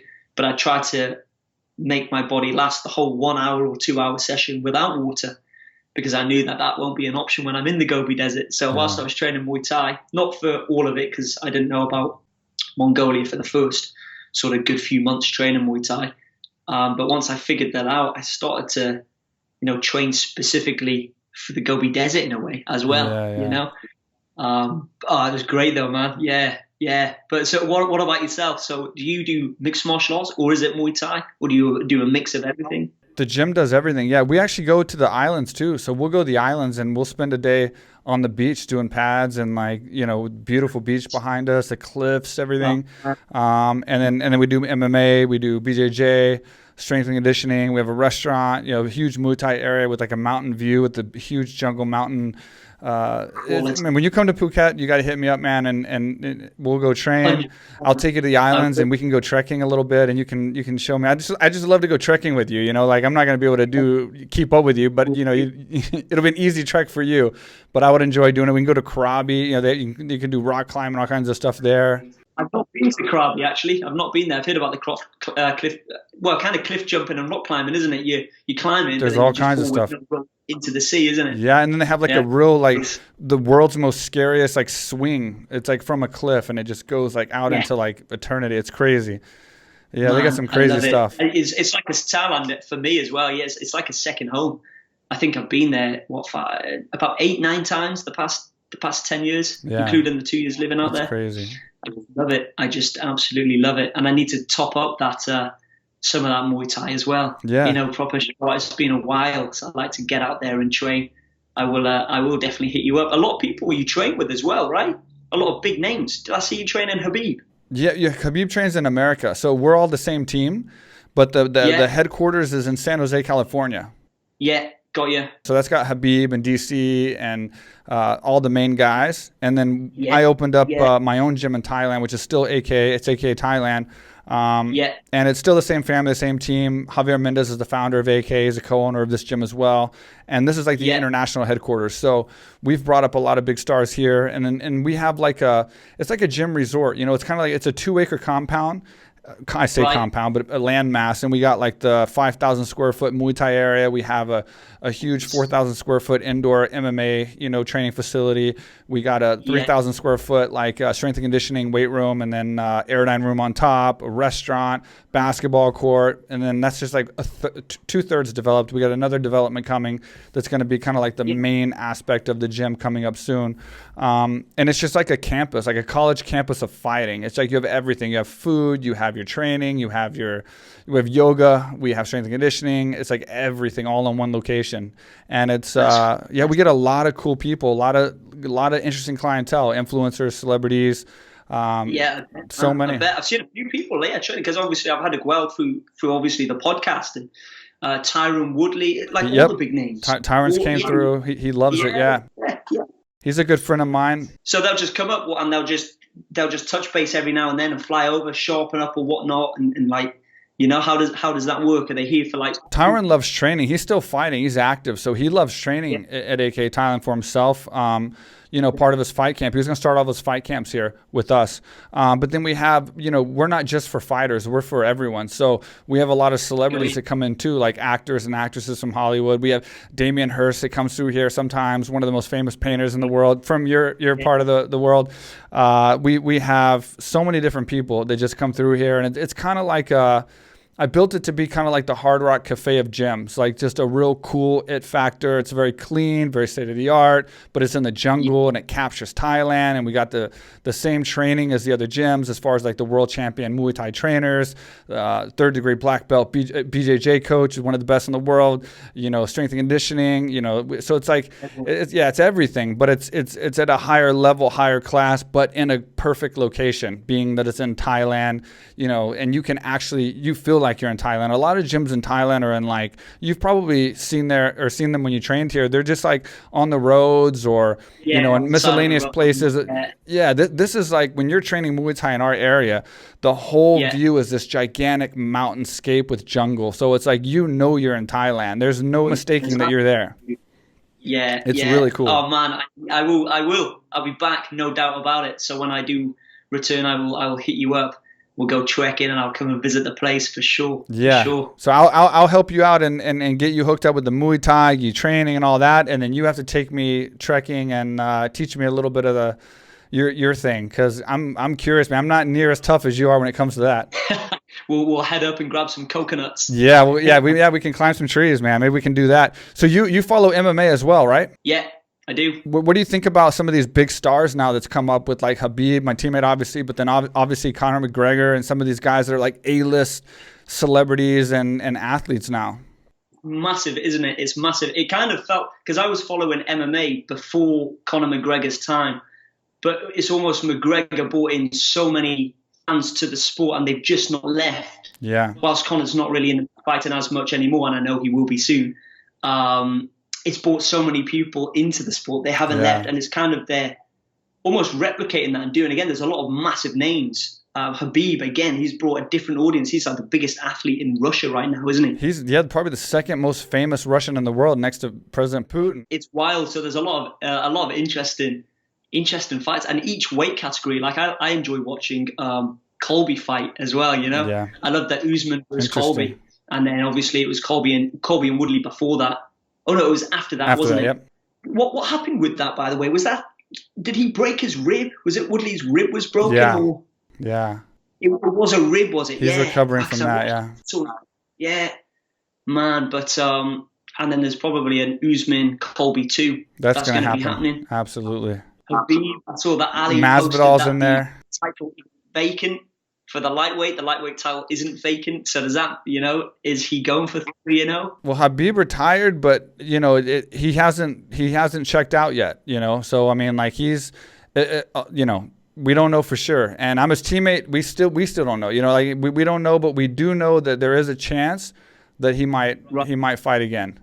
He might go to 30-0. So I would say there's a chance. There's a good chance he might not be retired. But either way, I mean, the guy's done it all. He's 29-0. He's lost 2 rounds in his entire life. He's literally the greatest fighter as far as our sport, MMA, that's ever lived, for sure. Yeah, 100%. It's crazy. I hear a lot of people talking about his strength, like his grip strength. Like you sort of see everyone's face when they're actually grappling him, and they're just sort of gassed, like, wow, I was not expecting this, Yeah. I can't imagine the whole.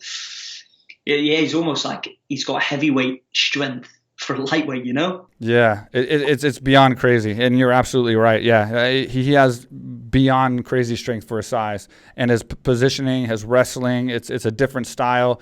When he grabs you, you just have no sense of control of your balance. Like from the second that he grabs you and puts you in position, that where you're going to go is completely up to him. Like there's nothing that you can possibly do or maneuver or adjust that's going to change where you're going to go. Like he's 100% takes control of you.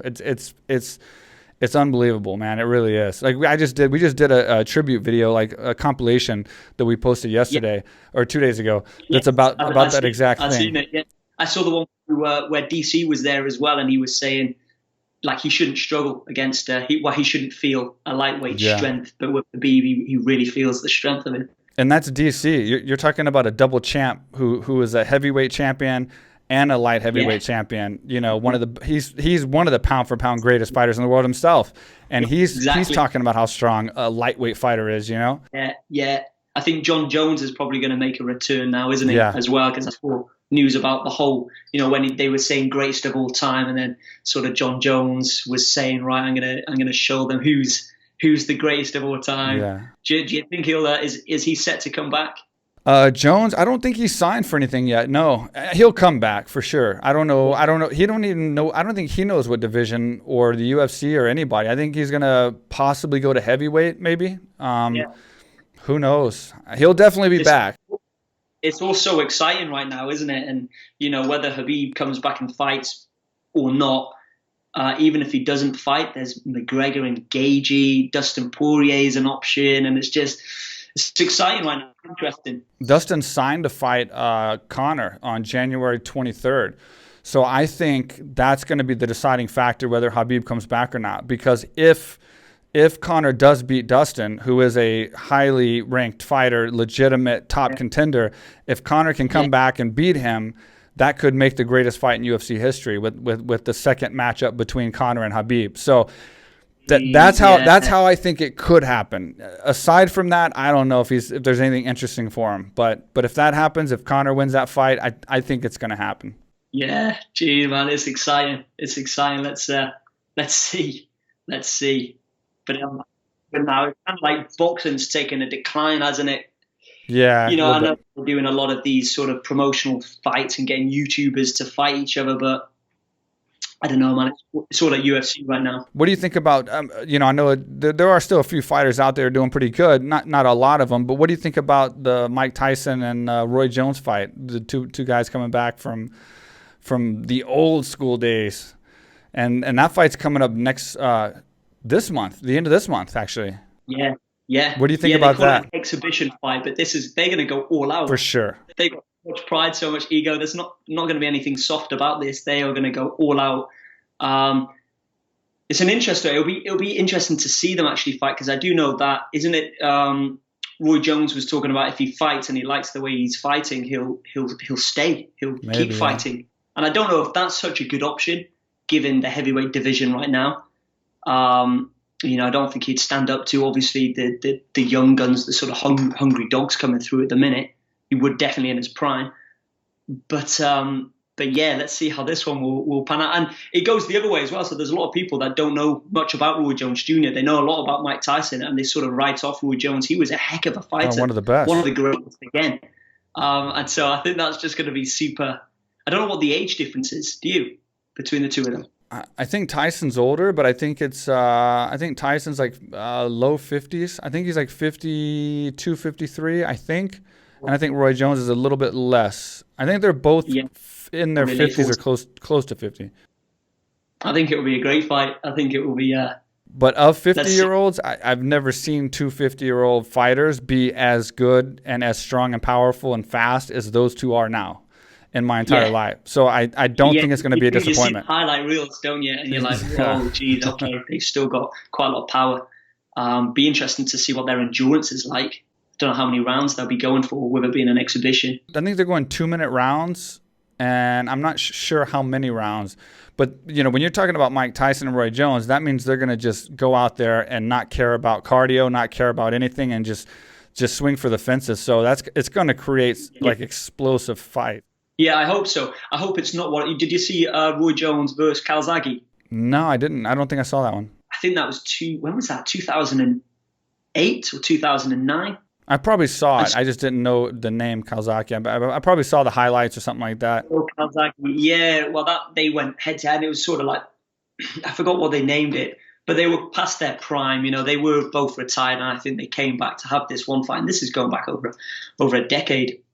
And part of me seeing Roy Jones fight then, he definitely was not. Obviously, he's not going to be the same, and he wasn't back then. And part of me can't ignore seeing him fight Calzaghe and like really bleed, and then sort of hunched up against the ropes a lot of the time, and thinking, he's 10 years older now. Yeah, I might have to check that out. But then, how is he? And that was a late fight for him against Calzaghe. If he didn't have it then, what's he going to be like now? Right. But then I do see him training on the pads, and he's looking sharp, he's looking fast, he's looking powerful. So, yeah, it'll be interesting. Yeah, you never know. Like it's hard. Sometimes you see people doing pad work, and it's deceiving. People can look really good on pads and not so good in the fight, or vice versa. So you're right, man. I have to check out that fight because I don't remember seeing that. So I never really saw that much of a decline with Roy Jones, like too much significantly. So if it was like that, then that might be a factor. And maybe Mike Tyson's the same. I mean, he's older, so. You never know, Yeah. But I know that power. I mean, there's no mistaking the power of Tyson.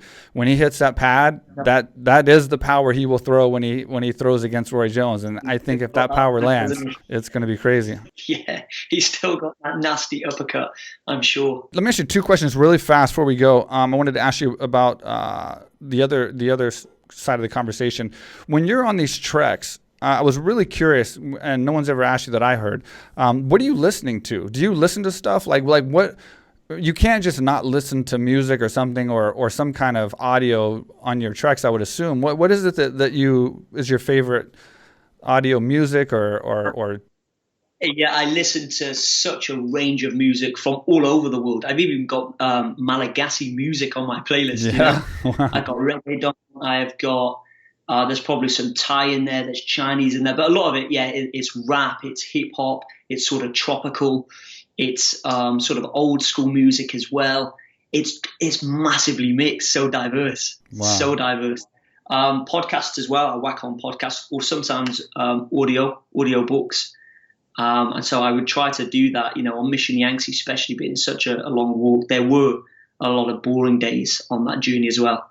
So I would whack in the headphones, and music is like one of my biggest motivators. It just lifts my spirits so much, for sure. Yeah, and then my last question is, when you train, I know I've seen videos of you training and stuff like that. Is there a specific, like I do a lot of body weight stuff, and I've seen you do a lot of pull-ups and stuff like that. I do a lot of push-ups, pull-ups, dips, things like that. Is there a specific regimen you stick to that helps you for this kind of thing as far as trekking and long-term endurance?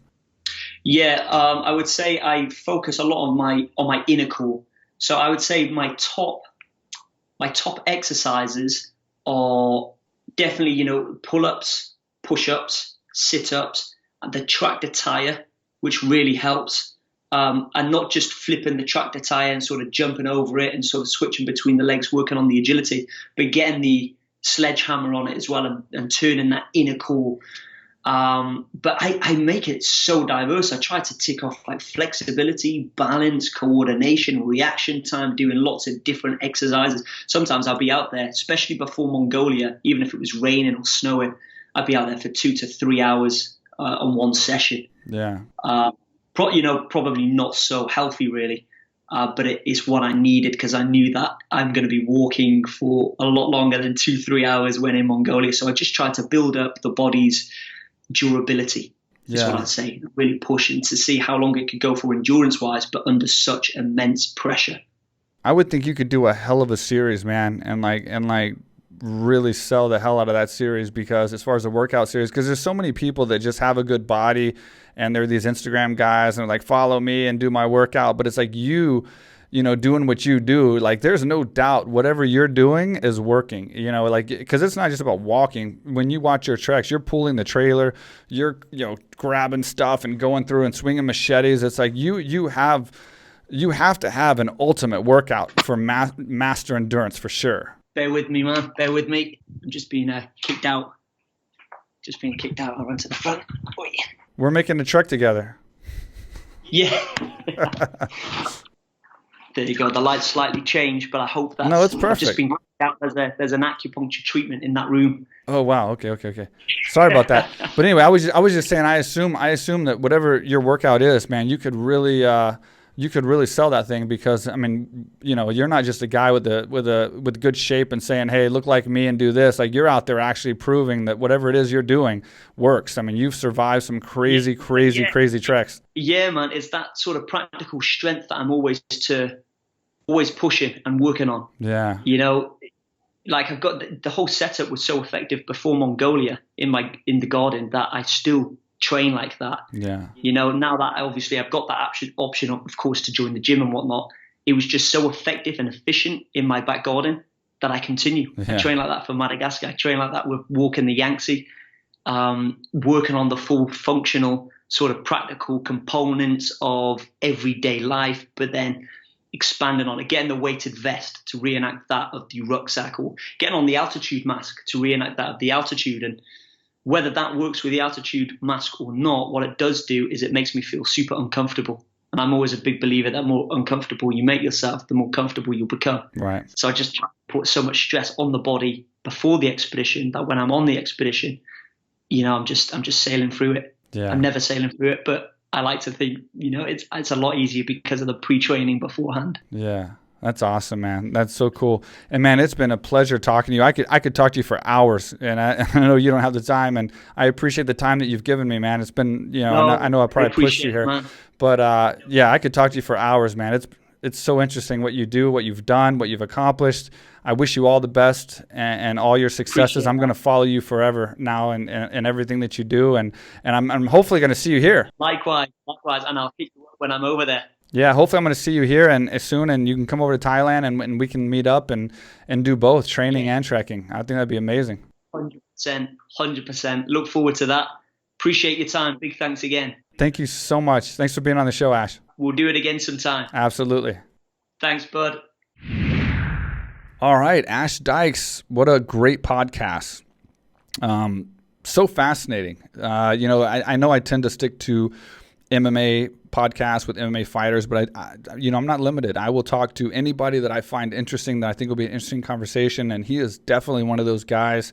And we connected, and I invited him on the show, and I am just so fascinated with his life and what he's done. These kind of people are just lifers. I call them lifers, guys that go out there and just love to live and explore and do things. And I've always been an explorer by heart growing up in Texas, and, not to his level, not trying to take on the world by myself, trekking, entire countries. But, I definitely have been interested in the outdoors and traveling a lot. And this was a great podcast. It could have went on for hours, and hopefully I didn't miss anything, and I got the majority of the important stuff out, because it's super fascinating, and I'm super intrigued with what he's going to do next. And definitely follow him. Go to his website. Go to his social media. He's all over the place. We're going to be linking him up here with the promotion of the podcast and all of his links. And check below in the description of the YouTube, and we'll have all of his links up there as well, where you can follow all what he's doing. Hope you took a lot from the podcast. If you have any questions, please leave them on YouTube. We definitely like the comments and the feedback, and we'll get back to you. We'll answer. We'll reply. We'll take the feedback that you give us. We appreciate it. We have some really good guests coming up. I know it's been a slow start to the month, but we have a powerhouse last half of the month.